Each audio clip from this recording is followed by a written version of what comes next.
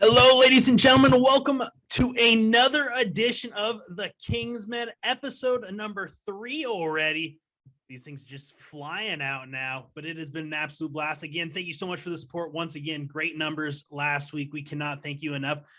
Still, if you guys do want to hear us ever talk about anything, make sure to just drop a comment, reach out to us. A lot of you guys know how to get in contact with me or Jacob. So if you're interested in having us talk about a certain issue in any of the sports, just let us know and we'd be happy to talk about that.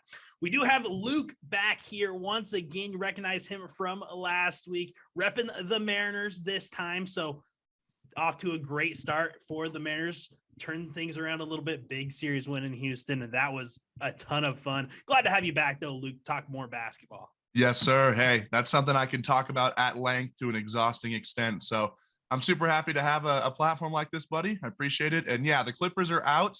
Did not think it would happen, but PG being out in that second playing game, whatever. So here we are, boys. It's Mariners baseball season. Yeah, boy, absolutely. they're giving us a lot to be excited about. Oh man, that series with Houston was a ton of fun. So much. I can't wait to get the Sonics back, to get this environment back. Seattle, they're not just a losing city anymore. They're on the up and up in pretty much everything. Football might take a little step back, but hey, everything else is just absolutely rolling. Let's get right into your Clippers. Let's talk about the play-in series a little bit. We kind of had our predictions last week, and I believe we got 3 of the 4 teams right coming out of there. We did have Minnesota, didn't see them beating the Clippers, but they moved on, as well as the Pelicans, which was the team we did not have. And then in the East, it was the Nets and the Hawks, just as we predicted. And so far, I don't think there were really any big surprises coming out of there. We both talked about Clippers. We're going to have a tough one with the Pelicans. That's what it turned into, but the Pelicans ended up sneaking out to advance take on Phoenix. Man, Pelicans are working so hard, man. They have been incredibly fun to watch. I mean, Minnesota, they went off. Minnesota was a really fun game. Well, it was really weird, actually. It was very crazy. People gluing their hands to the floor. Madness personified. But the Pelicans-Clippers game was a lot cleaner. And, I mean, when the Pels are on, even though they don't have Zion, when the Pels are on, they can fill it up. I mean, Brandon Ingram and CJ McCollum, easily any given night, they can get you 50 combined. So, Valanciunas has been incredible. He's been really, really fun to watch, and he knows playoff basketball. So we'll get more into that when we get into that actual first round series. But the Pels, man, they're looking like a dark horse right now. Not necessarily to contend, but to give fits to a lot of these teams that might have discounted them. Let's go ahead and move into their first round playoff series with the Suns. They took the game last night. We're recording this on Wednesday night this week. So they actually took the series last night, or took the game last night against Phoenix. But the big story of that one was Devin Booker, who it looks like will now be out games 3 and 4 in New Orleans. That is a big blow to Phoenix. And a hamstring injury isn't just going to be 100% right as soon as you're ready to go. It is going to be an issue all playoff long. And I think that completely changes everything in the Western Conference. I think that conference is now wide open. I mean, I wouldn't say that that's the end all be all, but man, it seems like it, doesn't it? At this moment in time, that's the same injury, that hamstring that has plagued Chris Paul in multiple playoff series. My mind goes to when he won that game 7 on a bad hamstring and then couldn't perform after that against the Spurs. Couldn't perform in the rounds after that. The hamstring is always a tough one, and it can flare up and act up at really bad times. So, yeah, Booker out 3 and 4. That's rough. He had 31 points until he was out in the third quarter, and then the Pelicans took advantage. They outscored the Suns 69-53 in the second half. And Brandon Ingram, man, I mean, we knew he was good, right? Everyone kind of called him when he first came in Slim Reaper 2.0. Like, he had a lot of Kevin Durant potential. He can bang with the best of them as far as like driving to the hoop, I guess. I shouldn't say post moves. He does have a nice post jumper, but he can drive hard to the rim, finish well. He can score from anywhere on the floor, rebounds the ball well, can assist from that position. 37, 11, and 9 in that game. And then, of course, CJ McCollum just doing CJ stuff. 23, 8 rebounds, 9 assists, and again, you're going to get anywhere 20 to 30 points from CJ on any given night. That's just what he's going to do. He's going to get his shots up and he's going to be efficient. And what I've really thought has been a huge difference here, obviously Booker's out now, Matt, is Jonas Valanciunas. He's been a monster. 10 points, 13 rebounds in game 2, but it's not quite the 18 points and 25 boards that he had in game 1. He is adept at making life hard for DeAndre Ayton, and especially with Booker out, Ayton's going to have to step up. He had 10 points, 9 rebounds, 4 assists in game 2. Did a lot better in game 1, but he's going to have to step up big and really assert himself against Valanciunas. He's also got a contract extension that he's really trying to fight for there. So I don't know. I think Chris Paul won. So he had 17 points, 14 assists in game 2. I think in games where Chris Paul knows that he has to be the guy, he is a lot more aggressive scoring wise offensively. He does still toss a lot of dimes, but game 3, look for Chris Paul to have a 30-point outburst, or at least try to. And maybe the assist numbers go down, but him and Ayton are going to have to take over. They have a lot of depth on the bench. Don't get me wrong. So you might see a guy have 20 points here, 20 points there, but it's going to have to be Chris Paul and DeAndre Ayton. And I just don't think the Pels can score like that night in, night out. I think the decision on how to bring Devin Booker back is going to result in whatever happens in those 2 games in New Orleans. If Phoenix can go in there and get 1, if they can get 2, there's no point in playing Devin Booker the rest of the series. Just no need to if you're up 3-1 coming home. If they drop those 2 games, I think they're going to have to rush Devin Booker back a little bit if he's even ready to go. Because if you come out of that trip to New Orleans down 3-1 with the Pelicans having all the momentum in the world, they'll be the Cinderella story. Everyone will be pulling for him. That is going to be an absolute disaster for Phoenix. So I think at worst, they need to get 1 in New Orleans, get that momentum a little bit back in their favor, look at and see where Devin Booker's at, how serious that hamstring injury is. But if they win both games in New Orleans, there is no point in even bringing Devin Booker back. Give him that extra rest, kind of like what the Bucks did with Giannis last season in the Eastern Conference Finals, and get him ready to go for the next series. Yeah, I think that's really smart, and I do think they take at least 1 game in New Orleans. So I think Chris Paul is going to have a signature game. I think he's going to have just an outrageous stat line in one of those 2 New Orleans games. But you're right. If they don't, and the Pelicans do have momentum, man, they're continuing to be overlooked. I mean, as much praise as we just gave them, we're still overlooking them right now. I think that with momentum, I could easily see them getting their way into a possible huge upset, one of the craziest upsets we've seen in playoff history. So I just don't know if that scoring is necessarily sustainable. I don't think Ingram is going to be able to get you 30 a night. I think CJ is going to get his buckets, but Pelicans just aren't that deep. And that's what it comes down to, especially as a series rages on. And so I've got the Suns in 6 now. I think the Pels will get 1 more game. But I've got the Suns in 6. And yeah, I'm with you on hoping that they can get I think they can get the job done without D-Book. I'm not going to lie. They're just way too deep. I agree. I still have the Suns in 5. I think they're just going to really have someone step up and establish themselves. It could just be Chris Paul doing Chris Paul things in New Orleans. I think Ayton's going to step up in a big way. I think you're going to see those numbers jump up in New Orleans. Let's move to the next series, the 4-5 between the Mavericks and Jazz. This one's been a pretty fun series already. Split a game apiece so far, and it sounds like Luka's got a real shot of playing game 3 or 4.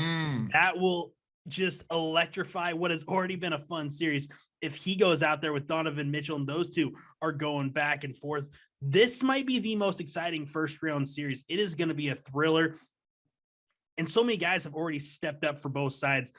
I mean, 41 from Jalen Brunson in game 2 for the Mavericks. If they can get half that performance out of him, the Mavericks are going to be a tough team to beat in any series. Yeah, man. That's the biggest thing is we're going to remember these playoffs, or at the very least, we're going to remember this first round as a coming out party for a lot of young stars. And we'll mention more later, but Jalen Brunson, one of those guys, 41 points in game 2, also had 8 rebounds, 5 assists, 2 steals. He took over. He did everything. 24 points in game 1. And the The Mavs, when they were discounted, we thought, no, Luka. I mean, come on, the Jazz are deep, right? They can take care of this, but I don't know what it is. And I admittedly didn't watch all of game 2, so I didn't watch like the court dynamics, but it seems like the Jazz, I mean, the Jazz played good enough to win, but the Mavs just followed the hot hand, and Brunson, that just happens in games, you know. Kleba also had 25. So it's Kleba is overachieving there. Dinwiddie had a really good all-around game too at the point guard position. But I mean, Donovan Mitchell's still doing his thing. He's still got 33 points per game. They're working hard, playing well. I can't help but feel like the Jazz are missing Joe Ingles right now. I think that as a perimeter defender, as a guy who can really help stretch the floor offensively too. I think that's hurting him. I think Mike Conley could be playing better. But here's one thing that I've taken a look at. They are absolutely the Jazz. I mean, Gobert's playing really well. The Jazz are destroying on the glass. They're destroying on rebounds, and Jalen Brunson's not going to have 41 every night. Now, if Luka comes back in game 3, this could be very interesting. I don't see him coming back full strength and dropping something crazy, though. I think fundamentals will win it in the end, and I've got the Jazz in 6. I've got the Jazz in 7 if Doncic comes back anytime soon. Yeah, I'm worried about Luka coming back too soon, like you mentioned, and just not being 100%, but trying to play like he is 100%. That can be some empty possessions for the Mavericks if he's trying to get up too many shots. It'll be interesting to see how they work him back into it. They just throw him right back into the starting 5. They bring him off the bench, kind of like the Warriors are doing with Steph Curry. Mm-hmm. You know what? Let's just use that as a transition right into our next series, I guess. Nice segue, buddy. Warriors and the Nuggets. It's just natural sometimes. Easy money. You're a pro's pro. all hats off to Conolay Road and teaching me everything I know. Ooh, shout out. Go Cougs. Go Cougs every day. 2-0 series lead for a fellow Coug, Klay Thompson and the Warriors, up 2-0 on the Denver Nuggets. And we all know the big 3 with the Golden State Warriors. Steph Curry, it's Klay Thompson, Draymond Green. Those are the guys we know. Won championships. It's what they do. But Jordan Poole's been the talk of this series so far. He is just absolutely lighting it up. And a lot of NBA fans don't watch too much regular season basketball. The playoffs is where the average fans come in, and that's where they learn these studs. That's where they learned John Morant last season. Exactly. Jordan Poole is taking over, and he is drawing a lot of attention, and good for him because he's been doing this all year, and it's carried over. Oh, it's carrying over in a big way. Jordan Poole, the newest Splash brother, right? Or maybe Splash nephew. I don't know. All I do know, I like it. Yeah, all I do know is with the last name of Poole, broadcasters have been having an absolute heyday, dude. I don't know if you've been watching those games, but they have tried to come up with every possible pun that they can. Splash brother, Poole, whatever. Jordan Poole making the biggest splash, like stuff like that. But yeah, averaging 29.5 points through 2 games. He's just been going crazy. Steph coming off the bench, lighting it up. He had a really good game too. Klay has been really good. And you mentioned the big 3 of Draymond, Steph, and Klay, right? But if you want to talk from a scoring standpoint, originally, before Jordan Poole really started going crazy, the big 3 for scoring for them was Steph, Klay, and Andrew Wiggins. And now you've got Steph, Klay, Jordan Poole, Andrew Wiggins, Draymond Green. And if you can get those 3 guys, so Poole, Klay, and Steph, if you can get 20 points out of them a game, and then get Wiggins like 10 to 15, that's a minimum. This team's incredibly hard to beat on any given night. I mean, they're ridiculous. And for Denver, we expected this, right? The Nuggets just don't have enough now. Without Murray, without MPJ, there's not a viable contender. Jokic being the only option, they can't beat playoff teams. Now, if the Nuggets do want to get a game out of this series, guys like Aaron Gordon need to step up.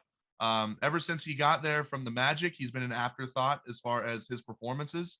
He has gotten the minutes. He has gotten the possessions. He just hasn't performed.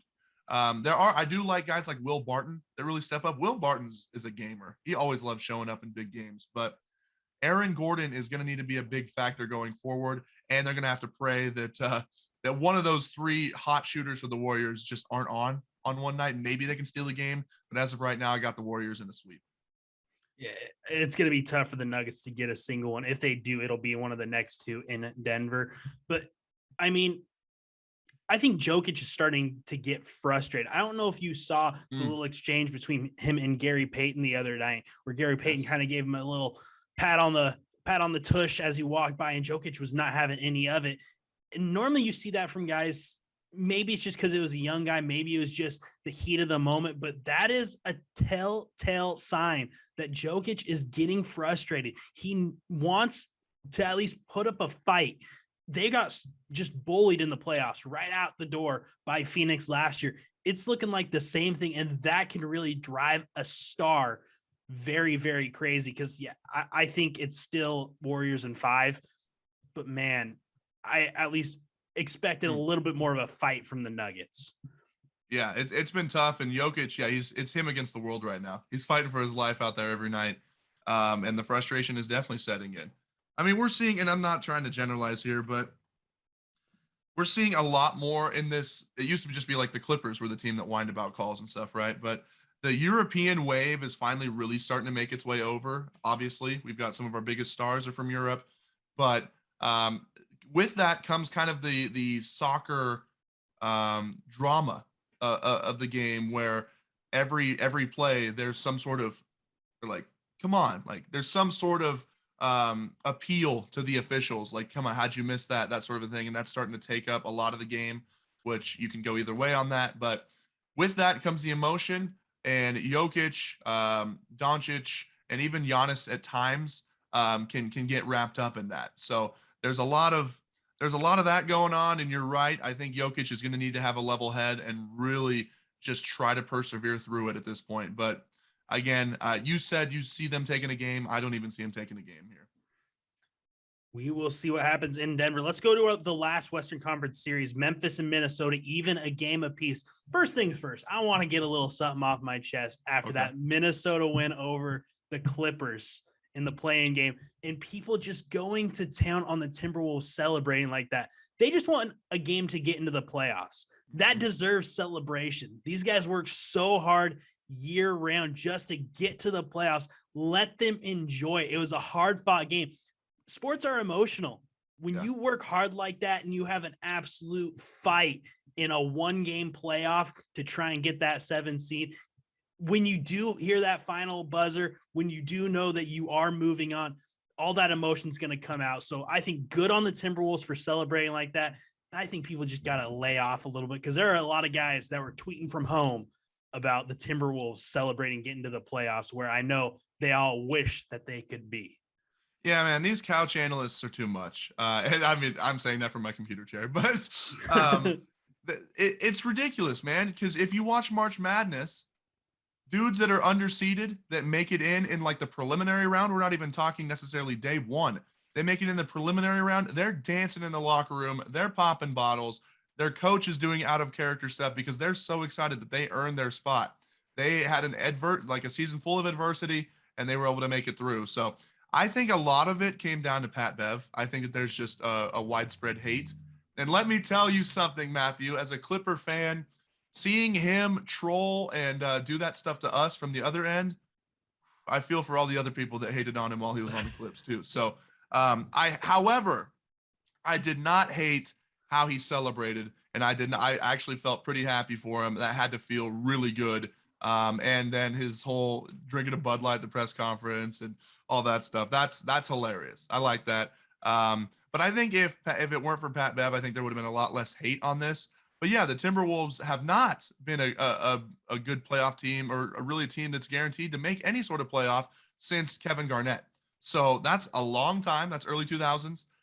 So yeah, dude, they earned it. They've been battling. They're a good team that might surprise people. And honestly, I still got the Grizzlies, but Timberwolves could. They could. You can see the potential that they could take this series if a lot of things went right for them. So yeah. Ridiculous. Let him celebrate. I got to give you some props, Luke, because you talked about how Anthony Edwards was going to go off and make a name for himself. So far, so good. And that game 1 win over Memphis, 36 points for the former Georgia Bulldog. And I think a Bulldog is the perfect nickname for him. He is just so electric, and he's got that energy that so many teams lack. You need that guy who can just get fired up and everyone just gravitates towards them and feeds off that energy. I mean, I don't mean to go back to the Mariners too much, but JP Crawford right now, everyone just feeds off that energy. Yeah. You got to have that guy with a little bit of swagger. That seems to be Anthony Edwards. And for the Grizzlies, we know it's John Morant. John Morant's going to do something special every single night. I still like the Grizzlies to get the job done, but I think this is going to be a very fun series between two of the brightest stars in the future of the NBA. They both got that dog in them, right? Like I said last week, Ja and Anthony Edwards. I could just see it, man. I could just see the potential because he's just so explosive and energetic. And I think that Kobe's legacy, I know this is a really random thing to say, but I think Kobe's legacy is really shining through in these young guys. I think a lot of those dudes are taking Mamba mentality to the nth degree. And just, yeah, we're just seeing guys with universal level confidence.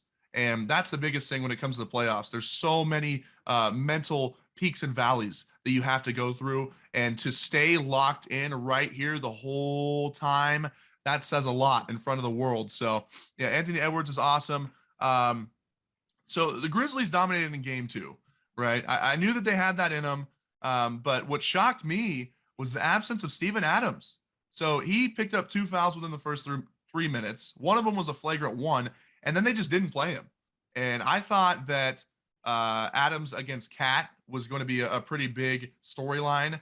But the one they win, Steven Adams isn't even in there. Now, I've been super impressed. We've mentioned, Ant, we've mentioned Ja, all them. I've been incredibly impressed, wildly impressed with Jaren Jackson Jr. He's so good at so many things. He stretches the floor. He's a rim protector. He can bang inside, and he can defend. Right, he had 7 blocks in game 1, had a couple or 1 or 2 in game 2, but he just affects the game in so many different ways. He can close out and defend jumpers. He can defend the inside, and he's strong, especially given kind of his wiry frame. He's strong, so he can do everything. But when the T-Wolves are on, Matt, they're on, buddy. They're tough to beat, and to be honest with you, as far from a star power standpoint, like the Grizzlies have more depth, right? But from a star power standpoint, they're deeper. I mean, they've got 3 guys that they can really go to, Russell, Ant, and Cat.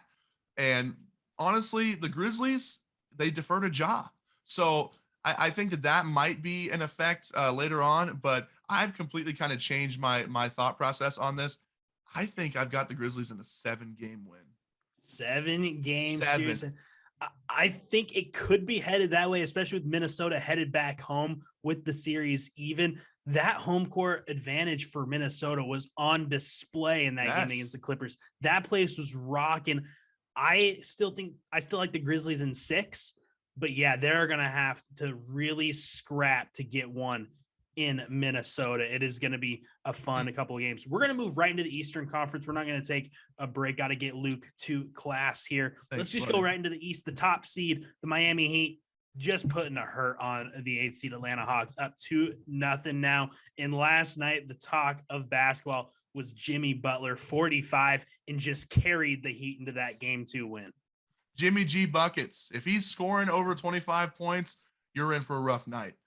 Because that's not usually his MO, having those high scoring games. So 45 in game 2, and with Trae Young underperforming, I think this series is already cooked, man. I think it's a Heat sweep, and the Heat just have way too good a defense. They're stifling Trae, and the Hawks just don't have an answer. Yeah, I think the Heat deeper. I think their starting 5 is better. Way better. Bogdanovich had a really good game for the Hawks last night. I think that is the only reason that it was even close. I don't expect him to do that. Heat in 4. I think this is a sweep incoming for the top seed. Let's move to the 4-5 matchup where Philadelphia kind of doing the same thing to Toronto, up 2-0. This was a series that a lot of people had circled as potentially a game 6 or game 7. I don't see it going that way. I think it'll be a 5-game series win for Philly with how they're playing right now. Joel Embiid's doing Joel Embiid things. And something you talked about before we went on air, they're not turning the ball over. They are protecting the basketball, and that makes for a very, very dangerous Philly squad. That's scary. when Embiid is known for turnovers, James Harden's like the king of him, and Russell Westbrook in the last 5-6 years have been known as the kings of turnovers. So when he's only losing the ball once all game and they're having him play 40 minutes, yeah, watch out. A focused and disciplined James Harden is a very scary thing. Now, I never bought into the series going 6 or 7. I believe last week I said Sixers in 5. But they outclass the Raptors. And here's another thing. We keep mentioning the coming out party for the young stars. Tyrese Maxey is another guy that has astonished me. He had 38 points in game 1, 23 in game 2. He could have tried to get 50 in game 1 if they would have actually let him play like the fourth quarter at all. I think he got like a minute or two in the fourth, and he was so hot, and they took a timeout and they took him out. He was hitting every shot. Anyway, but a three-headed monster of James Harden, Joel Embiid, Tyrese Maxey. We're not even mentioning who should be part of the three-headed monster with Tobias Harris. I mean, he can get you anywhere from 12 to 25 points a night. So that's a scary, scary squad. The only concern for me is how hard they're pushing that starting 5 right now. The bench not getting a lot of minutes, and so I don't see that necessarily affecting this series. But as the playoffs go on, I don't know. I mean, Embiid's not used to playing minutes like that. They've always had Joel on a minutes restriction. He's always put up the best per 36 or whatever it is numbers in the whole league. But he's playing a ton of minutes, and we'll see. We'll see how that ends up working out for him in the long run. But for here, I'm changing it up from 5 to I think the Sixers sweep him. And the thing that really impresses me about the Sixers, James Harden in game 2 took 9 shots. 9 shots. This is a guy who normally just throws up shots like they're going out of style. He normally has 9.25. 9 shots in the game. That is extremely impressive. And that also means he's passing the ball a little bit more, which should increase your turnovers. You would think that's not happening. It's been very impressive. And yeah, the minutes thing, there was a lot of flack on the Bucks and Giannis, who wasn't playing very many minutes in the first and second round of the playoffs, and they kind of ramped him up. And I think that's what a lot of teams do with their big guys. Ease them in, especially if you're in a series where you're just dominating, ease them in, get them a little bit more break. The Sixers are going to go the opposite. They're just going to fire Joel Embiid out there consistently, and we're going to see how it pays off, because I think they're going to move right into another series with Miami, because I don't see them having to wait around to see who wins that other series. I think you're right. I think the Sixers get the job done, and I believe I just said 5, which I'm going to stay by. The Sixers in a 5. I think Toronto will just get one at home with that home court advantage. But yeah, it's going to be interesting to see how Joel Embiid, if he can keep that up as the playoffs roll on. Let's now move into our 2 series where we've only seen a game so far. First, Milwaukee and Chicago. My Bucks got the job done. It wasn't a pretty win, but they did get the win. Chris Middleton really struggled shooting the basketball. Alex Caruso was incredible defensively. Oh my goodness. He was just harassing whoever he was matched up against. I think that's the best it's going to get for the Bulls, because I don't think Chris Middleton's going to struggle like that. Brook Lopez played pretty well for the Bucks as well, and Giannis is just going to dominate. The Bulls really have no answer for him down low. I still think the Bucks get the job done. I think it's in 4. Yeah, I think that, Vucevic is doing the best he can, right? But the Bulls, we talked about it last week, and we talked about their record against top-seeded teams. They just can't beat good teams. When they are outclassed, it shows. And when you can't, what was it? I think Vucevic in game 1 was the leading scorer, and he's been a really good center for a really long time. So don't get me wrong, but when you've got a team that has Zach LaVine and DeMar DeRozan on it, if Nikola Vucevic is your leading scorer, you've got problems. So they're gonna have to step up. I still think, and I'm kind of leery about this take, but I've had it the whole time. I still think the Bulls just get one. I think DeMar or LaVine or both go off and just have a game where they can't miss. But the Bucks are just the better team, and it's not close. And you're right. They had a lot of guys besides Giannis, and even Giannis had a down game compared to his outrageously normal or his outrageous averages. But yeah, the moment that Middleton and Drew and all of them start feeling it, they're going to run him out of the gym. So I could be swayed maybe to saying it's a sweep, but I still think the Bulls get a game somewhere in there. And 3-point shooting was awful both ways in game one. The Bucks 10 of 38, the Bulls 7 of 37. I think both those are going to change. You're going to see the scoring jump up from that 93-86 final.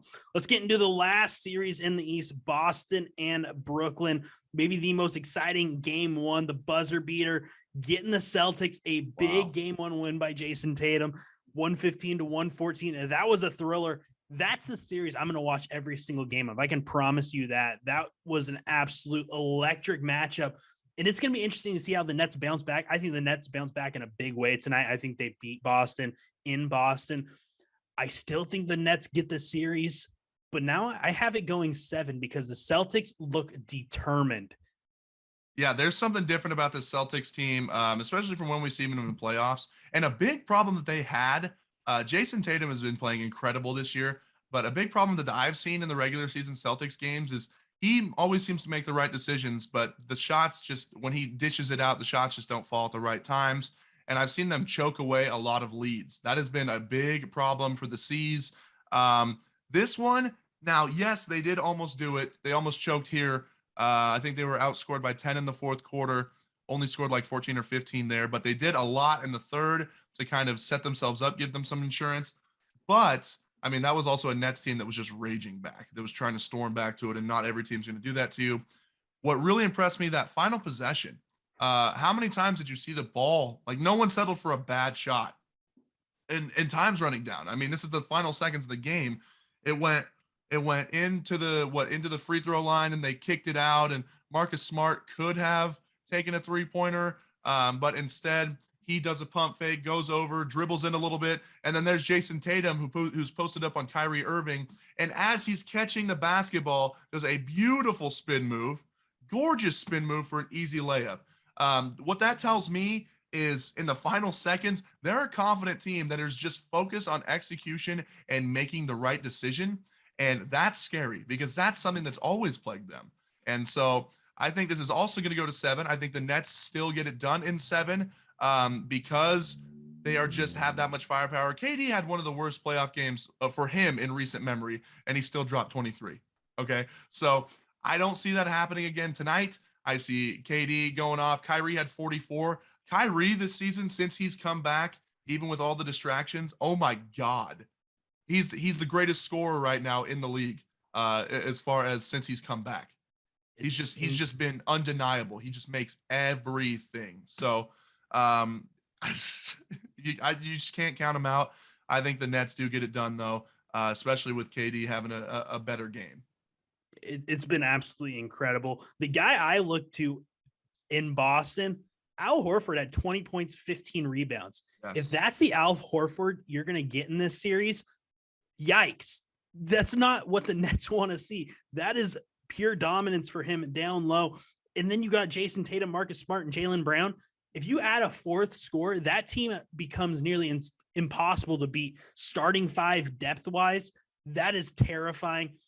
Like I said, I don't think that's the Horford we're going to get. We see flashes from him consistently. He's always going to be a good player, but I just don't see him going that 20 and 15 for Boston, which is why I give the slight edge to the Nets. Because like you said, KD is going to play much, much better. Yeah, he's going to play way better. But Al Horford's been doing this for a long time. He's older now, quite a bit old, or quite old, I guess, for NBA career. But this is when he shines. The playoffs and stopping your team's best post. He's really good at that. Now there's no center. There's obviously Andre Drummond, who didn't get a lot of minutes. I think Claxton got way more than him in game 1. But there's a reason that the 76ers immediately got Al Horford on their team from the Celtics the year after they got beat, because he shut Joel Embiid down. And that's something Horford's just, he's got the intangibles. He's got the old man fundamentals, and he can shoot. He makes very timely buckets, makes very good decisions. We're not going to see 25 and 10 from him every night. However, the potential is always there. He can always help out your team in a number of ways. And that's why Boston loves having him back. Well, Luke, we're going to go ahead and let you go get into your class, go study, go learn again today. And we thank you so much for joining us. After this break, Jacob will be back on We'll talk about who you should buy and sell when it comes to baseball, players and teams, as well as our top 10. And then later on, we give our top 10 NFL quarterbacks. Very, very deep league at quarterback right now. That's all coming up on the Kingsmen. Go Cougs. The Eli Sports Network is your #1 stop for the latest in high school sports. From articles that cover everything from WIAA news and updates to stories of players helping out their community, and of course covering high school games and events live through the NFHS network. Go to elisportsnetwork.com for broadcasting schedules, stories, podcasts, and more. Alderson's Awards West Printwares is your one stop to tell the world about your school, club, or business. Spread the word on jackets, shirts, hats, and more from Awards West Printwares in Centralia. Awards West Printwares offers fast service of quality products including screen printing and embroidery done on site. They offer a wide variety of advertising specialties at great prices and delivered right to your door. For a full catalog, go online to aldersons.net. For maximum impact, Aldersons Awards West Printwares is ready to serve you today. Welcome back to the Kingsmen episode 3. Jacob hopping on with us now, and we are going to talk first some Major League Baseball. Now, a week and a half in, so we're a little more familiar, a little more comfortable in talking about what some of these teams have looked at. So we're going to do our first segment as a buy, sell / panic, don't panic. You'll see what we mean about that when we get into it. We do want to remind you, we are recording this actually on Wednesday this week. There was a situation that popped up yesterday. We weren't able to record. So we have some stats and stuff that don't take into account the Tuesday night games. So just remember that when we're reading some of the numbers, they might be a little bit off. Nothing too dramatic, though, is going to hop off. But just want to give a warning about that. So let's hop into this buy, sell, panic, no panic. Jacob, we're going to start with the Tampa Bay Rays. Panic or no panic on the Rays so far this season? Slight panic. I think the sloppy play, the defensive errors, the base running mistakes, those are going to average out. You're going to have a lot better quality of the play as the season goes on. I mean, Arozarena can't successfully just hit the deck and dodge tags and have that work all the time. And he knows that. So they're going to get smarter. They're going to be more comfortable on the base paths on defense. Where I think you kind of slightly have to panic is pitching. They are hurting for arms. They have 21 pitchers have already taken the mound for Tampa Bay this year. That's leading the MLB. To put that into context, they used a total of 38 all last season. It's been 3 weeks and they're already 60% of there. So if they can't find guys to really plug those holes, I think they might have some worry there. But as far as full-blown panic, I think that the offense and the defense is going to figure it out. They just need to worry about pitching. Yeah, I'm not panicking on the Rays quite yet. Again, the pitching thing, we talked about it a little bit last week at the spring training, that you didn't get that full month to work your way into it. So I think that's also going to kind of balance out in May and maybe even into June for some clubs, some pitchers. And the offense, they're going to figure out a way to hit. G-Man Choi's off to a phenomenal start. If he can carry that all throughout the season, that's another bat in their lineup. Wander Franco, he's a superstar. He's going to be the face of this league for a long time, or one of the faces. And Randy Arozarena can just hit like no other.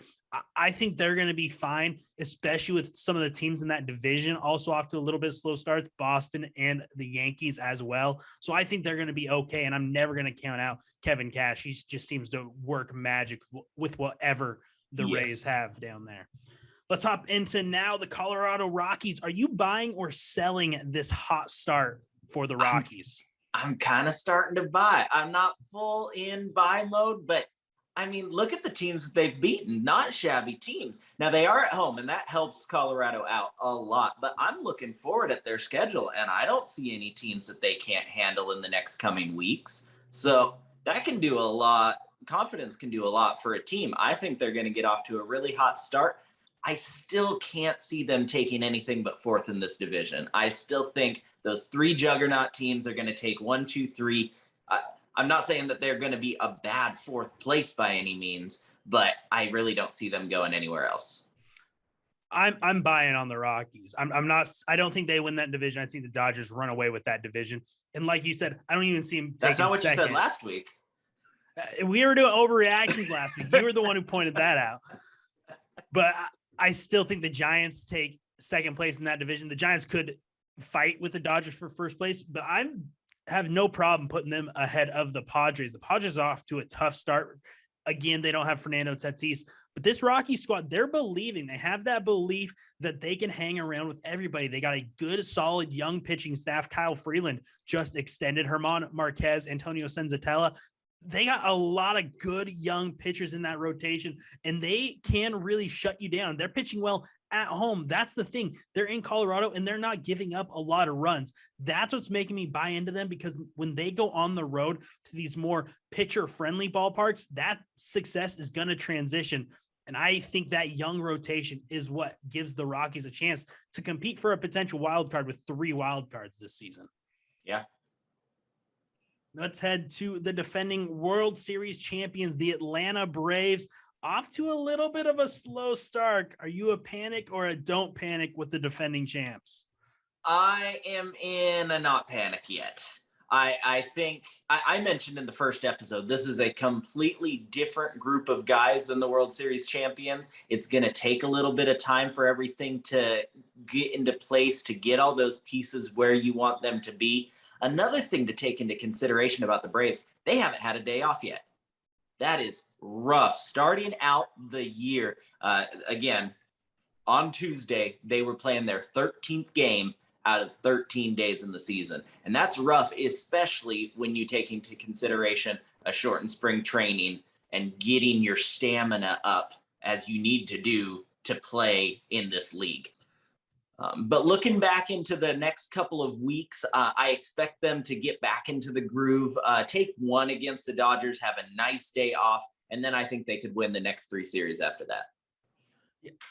I'm a little bit more panic about the Braves. They did get that win over the Dodgers. If they can win tonight and take that series, that would be massive.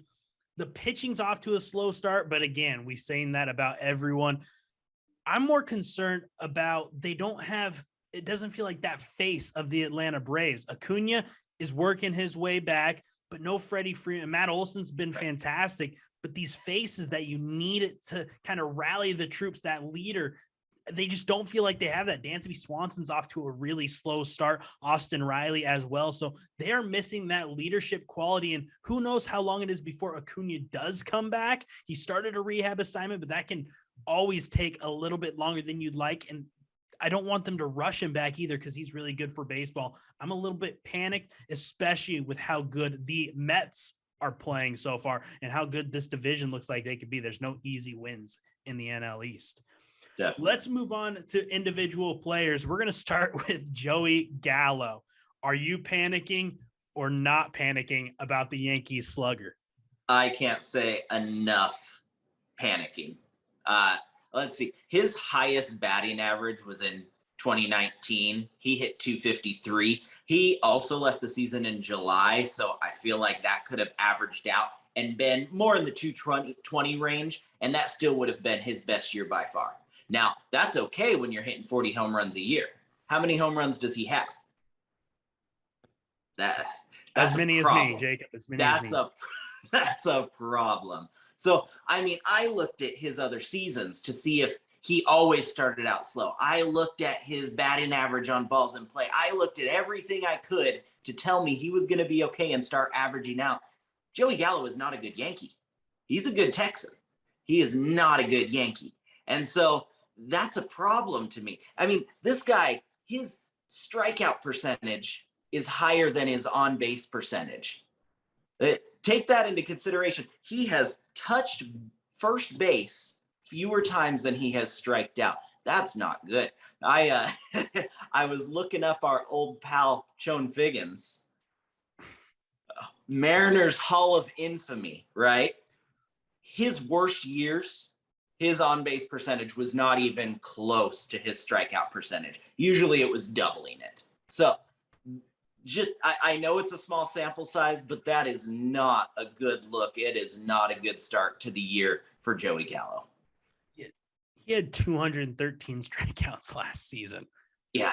Are you kidding? And he plays in Yankee Stadium. As a lefty, you hit a fly ball, you're going to get into what would be a routine fly ball, and it's going to get out of there. The fact he doesn't have a home run yet, I am panic in all caps. Joey Gallo is really, really in a deep, deep funk, and I don't see him getting out of it anytime soon because they continue to just roll him out there to where Yankee fans are just going to let him hear it if he's not performing because this team's not really performing yet.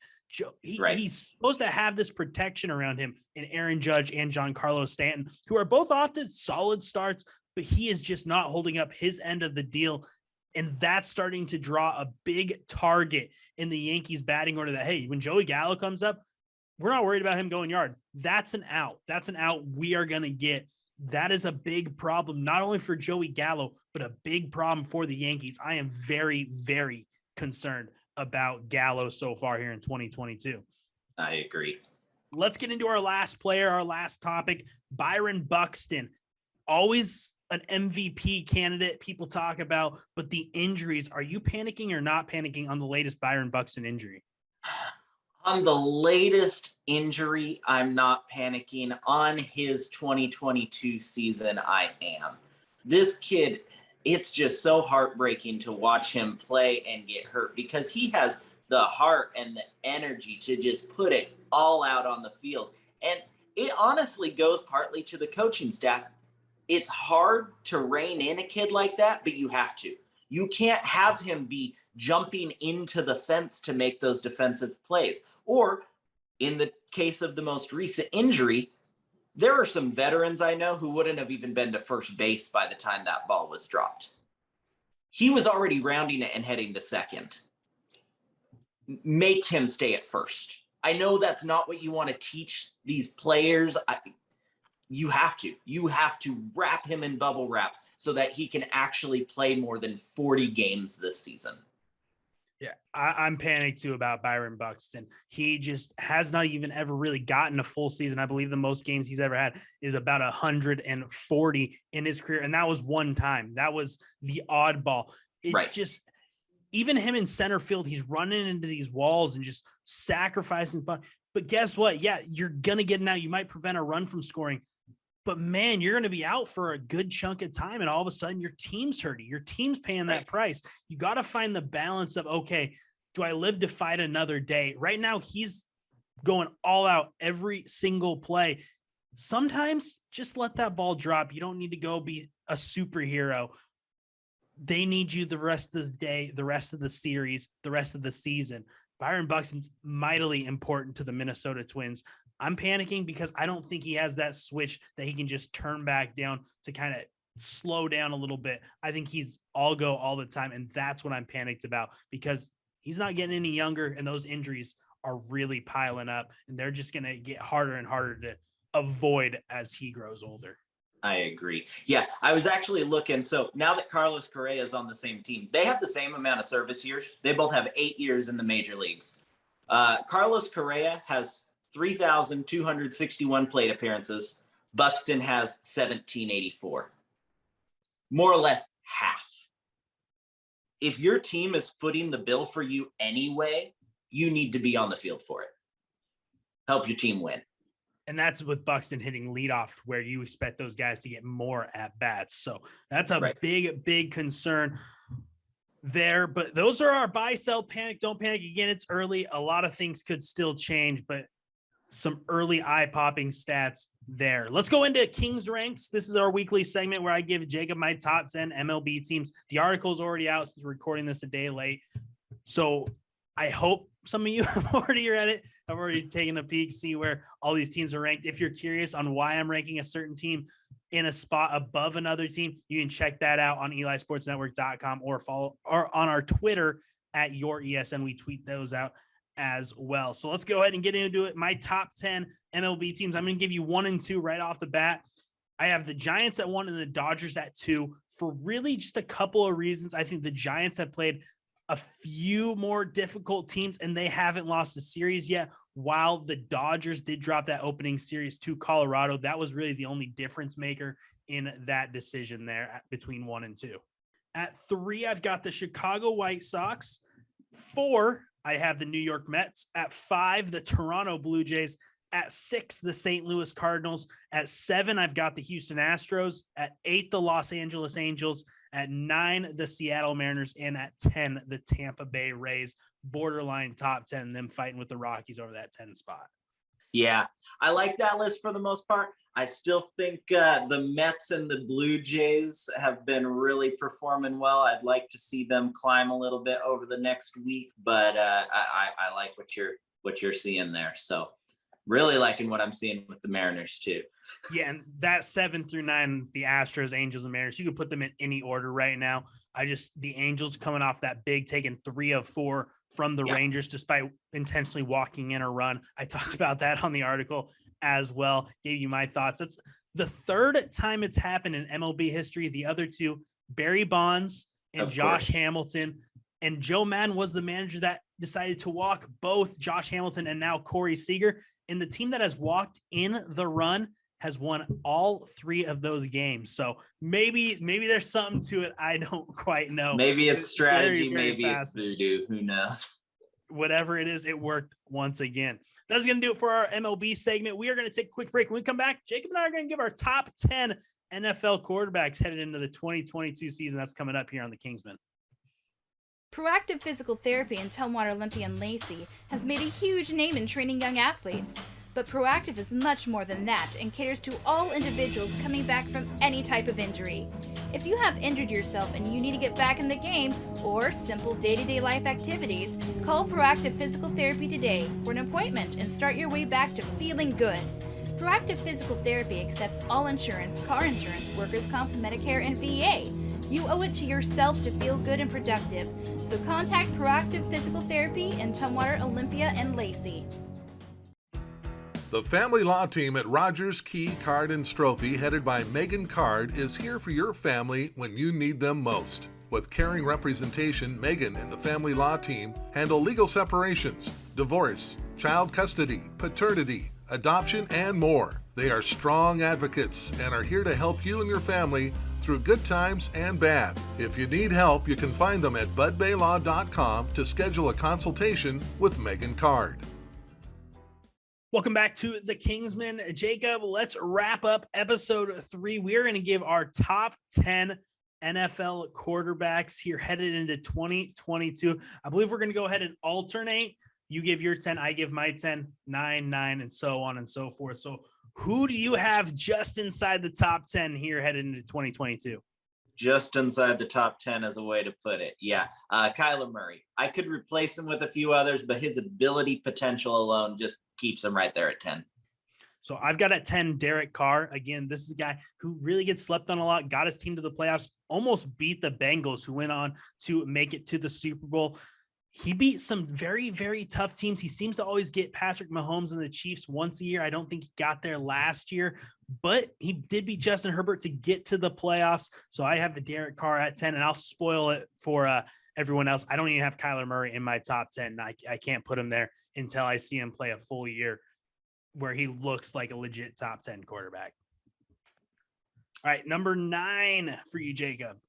I got Russell Wilson. He's in a new city. He's kind of been anywhere from elite to super disappointing over the last few years. I think a change of scenery can really do him some good, and I'm expecting him to finish top 10 next year. So at number 9 for me, I've got Dak Prescott. I think he took a big step in his return from that injury. He looked real good last year. He had a lot of great weapons, though, which I think took some pressure off of him. He also had a pretty solid run game. We won't get into what I think of his head coach, but I think Dak Prescott is a very, very good quarterback. I don't know if he'll ever be the top tier quarterback, but I think he's good enough to get some playoff wins, get the Cowboys to be really the top team in that NFC East for many years to come. Let's get into number 8. I'll go ahead and give my number 8 first. I've got Russell Wilson there. I think, remember, he played with a injured finger most of last year. That finger wasn't 100%. I don't care how long he rehabbed per day. I believe he said like 18 hours. That didn't happen. But I think you're right. I think the change of scenery, a new offensive or a new head coach in Nathaniel Hackett, who's an offensive-minded coach, whereas Pete Carroll seems to be more defensive-minded. I think that's going to give Russ some more opportunities to really show that he's still got it.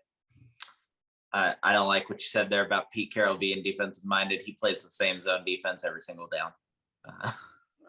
He had coached one of the best defenses in NFL history. He had one of the best defenses in NFL history. Absolutely. Yeah. Coaching's a big part of that. Mm-hmm.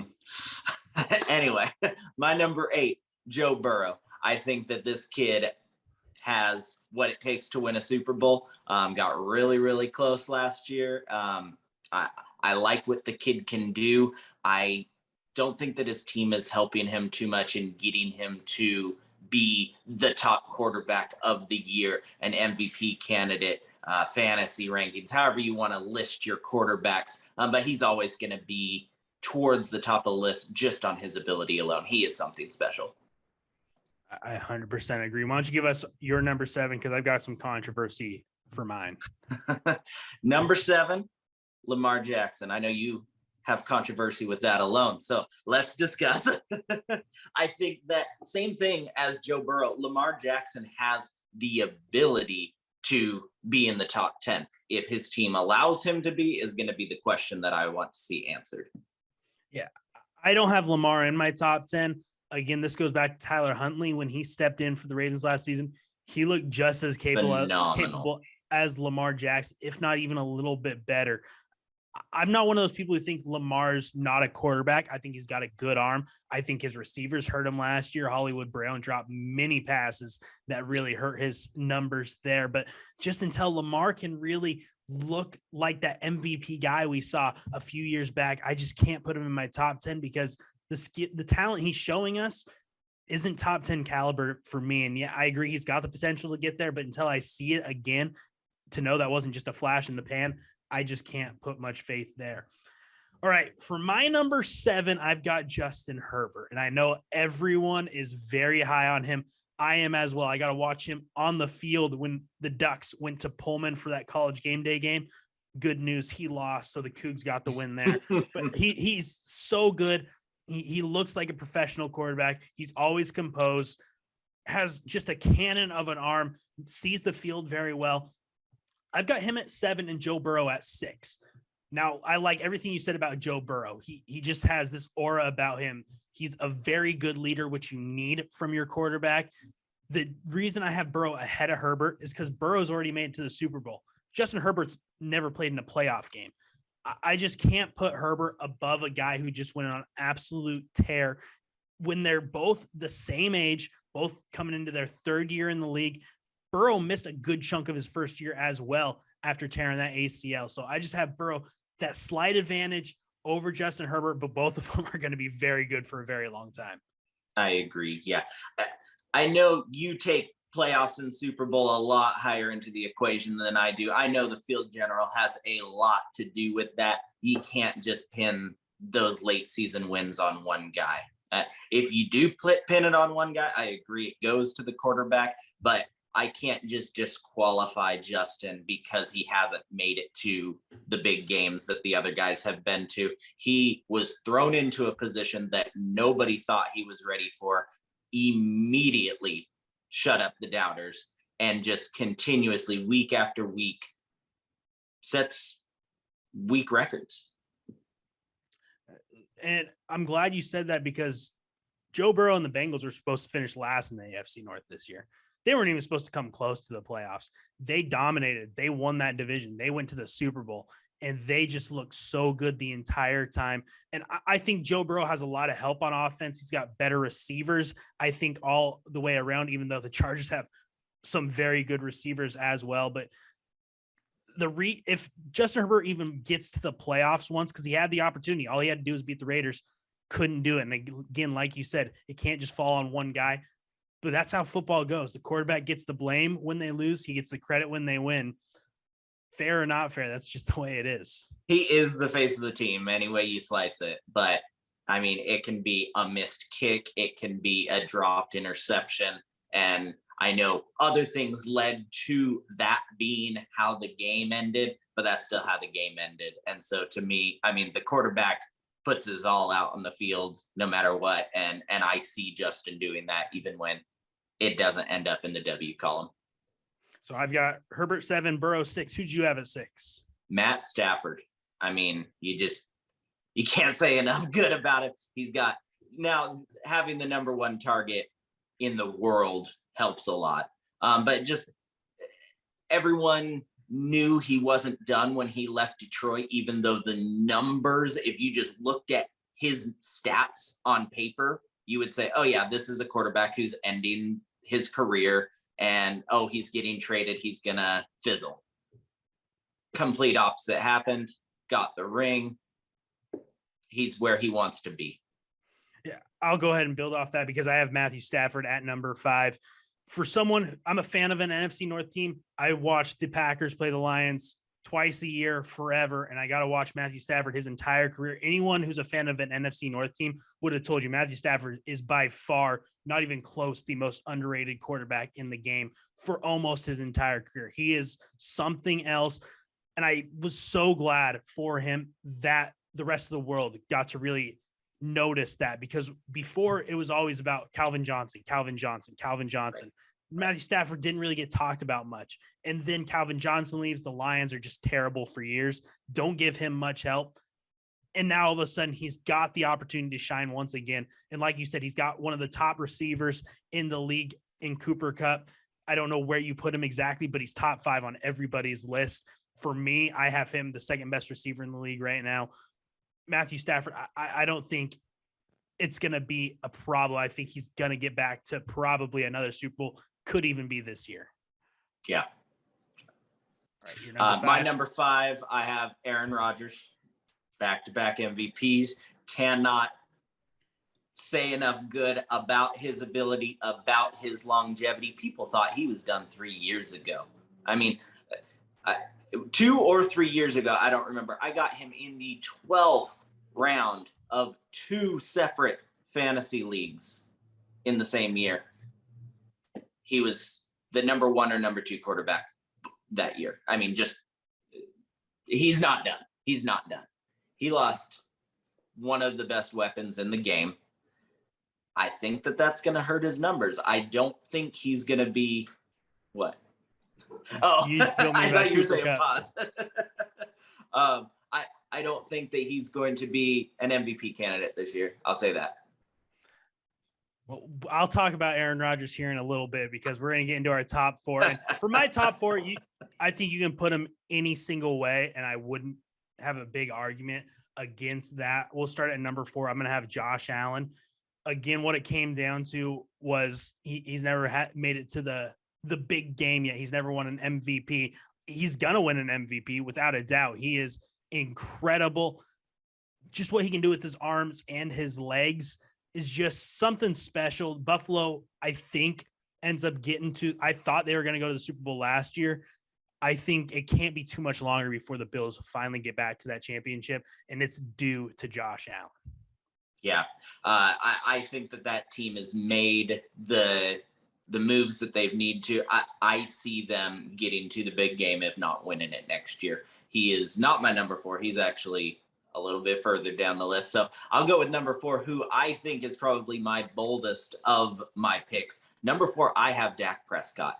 I think that he had a tremendous year coming back from an ugly injury. The guy got paid. The guy got confidence.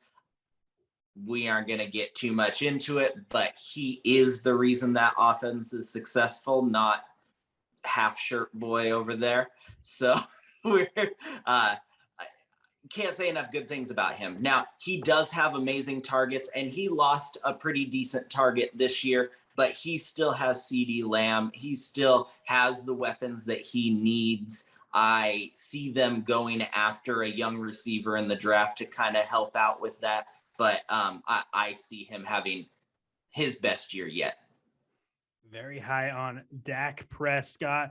Let's get to number 3. I've got Tom Brady, who wasn't going to be on this list because he was retired there for a little bit. But I think a big factor in Tom Brady deciding to come back is he saw how weak the NFC looks. It's the Rams, and then it's everybody else. With Tom Brady on the Bucs, they're right up on the same level as the Rams. So he already thinks they're already in the NFC Championship. I can't even argue. But Tom Brady, I mean, what else is there to say about him? He is something special. We're never going to see another career like it. Whether you like him or not, however you feel about him, there is one thing you can't deny, and that is how good he is at playing the quarterback position.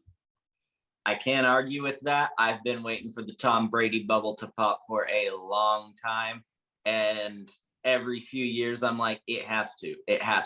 And it doesn't. This year, I do not have him in my top 10. This would be the first year in ages that I don't. He could easily fit into the top 10. He could give a couple of these guys a boot depending on how the rest of his team plays. There were a few games, a few throws where I'm just like, that's a little different. And it ended up working for them.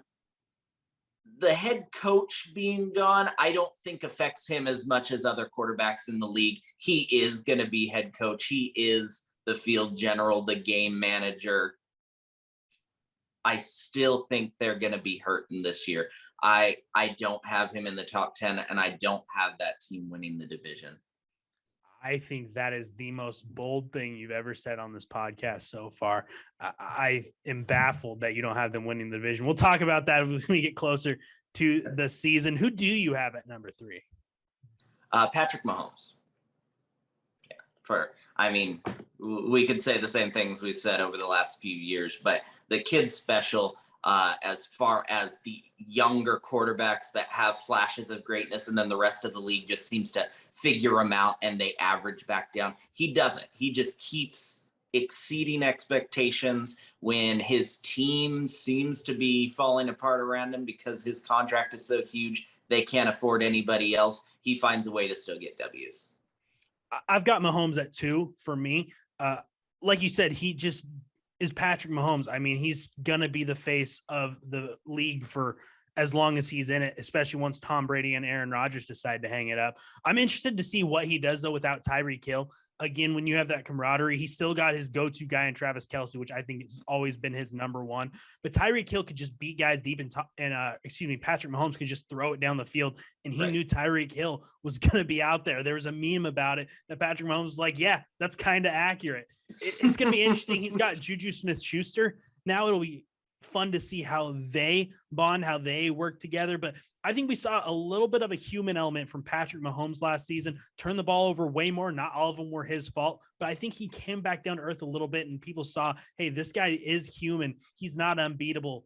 He might not even be the top quarterback in the league anymore. Hint, hint. Right. Number 2 for me, I have Justin Herbert. All of the reasons I think we already discussed. Not too much else to say about it. We kind of got into it after you were talking about him. So, and number 1, I've got Aaron Rodgers. And again, I'm a Packers fan. You can talk about this being biased, but he's won back-to-back MVPs. As soon as we doubt him every single year, all of a sudden he comes back and he puts up just a ridiculous stat line. And the thing that separates Aaron Rodgers from, I think, the rest of the field is he doesn't turn the ball over. He doesn't throw interceptions. He doesn't really fumble the ball on. He gets hit and you think, how's that ball not coming out? Somehow he's able to hold on to it. I know Devontae Adams is gone, but this is the same team he went into Arizona against the undefeated Cardinals. Didn't have Lazard either, and he beat the Cardinals. I mean, I can never put anything past Aaron Rodgers until I see him really decline, which I think for him would be starting to turn the ball over. I just can't put anyone else at the top of that list. I don't think he's going to turn the ball over too much more this year. I think that he's going to have a solid career. I don't think he's going to get near his usual numbers without Adams. I know he plays without him for a game or two. He sits for a game or two. The whole COVID regular injury hokey pokey we had last year was just, it was strange to watch, and they got W's. He's not going to be an MVP candidate. He's not going to be the number 1 quarterback in the league. He is going to be on a winning football team, but he's not going to have the same potency he did without Devontae. I think that is a big issue, is how do they replace the production from Devontae? But like I said, until I see him not look like a top tier quarterback, I just can't put anyone else above. And like I said, that top 4, Rodgers, Mahomes, Brady, Allen, put them any way you want. And I'm not going to be able to really argue with you that much. That brings us to your number one quarterback in the league. Josh Allen. No question to me. I still think they are my favorite to go to and win the Super Bowl. I think he's going to have even better numbers than he did last year. Going to have more favorable targets. He's going to be on the field more with that better defense. I see him having an MVP year, no question at all. Well, there it is, our top 10. I can't argue with Josh Allen up there. He is absolutely incredible. Top 10 quarterbacks headed into 2022. And that is actually going to do it for episode 3 of the Kingsmen. We are 3 episodes in. They have been such a blast to make, such a blast to talk about. And again, we appreciate all of your guys' support. If you do want us to talk about anything specific, go ahead and leave a comment. You can get in touch with us on our Facebook and Instagram accounts. Just make sure to drop that comment and we will definitely talk about whatever you want. Next week, we had someone request maybe doing a mock draft. So we're going to go ahead and do that, a first round mock draft next week. That'll come out on the day that the NFL draft starts there. Well, Jacob, 3 episodes in and we continue to roll. Next week, we'll update the NBA playoffs once again to talk a little bit more about baseball. Might go into the Mariners a little bit more next week. And then our mock drafts. That's all coming up next week on the Kingsmen.